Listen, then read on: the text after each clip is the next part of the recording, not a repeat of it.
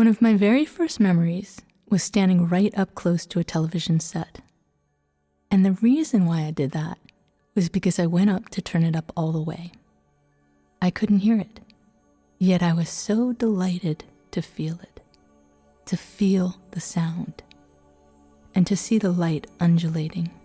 It was such a beautiful memory. I was 2, and it was pretty much the same time that my mom realized that I was having a hard time hearing. That experience informed me of something, of feeling sound and seeing vibration like this picture.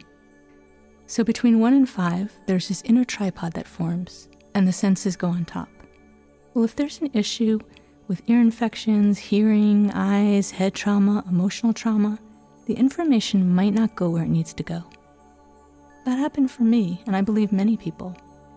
I was challenged by things that really weren't understood until later, like being very right-brained in a left-brain world. I didn't have full-on stereo vision, and focus was an issue. Well, how does one focus and concentrate when one's eyes aren't moving smoothly or tracking properly? Tracking became one of the sensory exercises that I did, and it was from that experience that I created this photographic series called A Light Between Heaven and Earth, which is birds in flight. The study of birds and nature and what I was seeing within it led me to the study of biomimicry. Biomimicry is the study of nature, and instead of bioutilizing, it looks at the blueprints. Well, I've been studying spider webs, and webs have become a fascination for me. When I think of spider webs, I think of how we are in utero.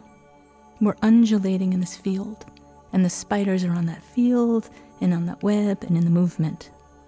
And they build those webs and rebuild them each day, and in feeling the field around them, they can respond to the vibration.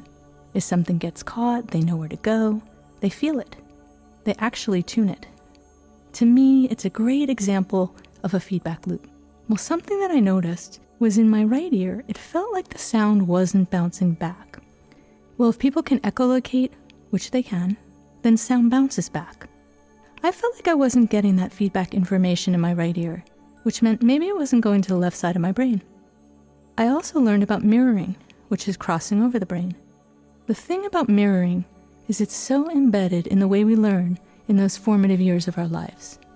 We're mirroring our parents and everything around us. So I thought about mirroring in the sense of giving the other side of my brain information it wasn't normally getting.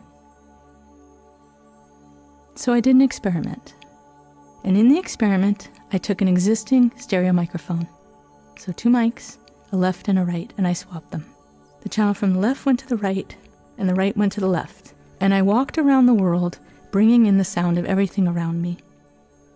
The thing that it did was it calmed my nervous system and brought me into a different state. The experience was so enjoyable because it's not just amplification, it's feeding new information. So my brain was getting this new information from the environment around me. So you know what it did? It fixed my stereo vision. The purpose of sharing my personal story is so that you can get a feel for my creativity and thinking and some of what I have to offer that can add value to a team of people who are creating experiences and products that can enhance and change people's lives.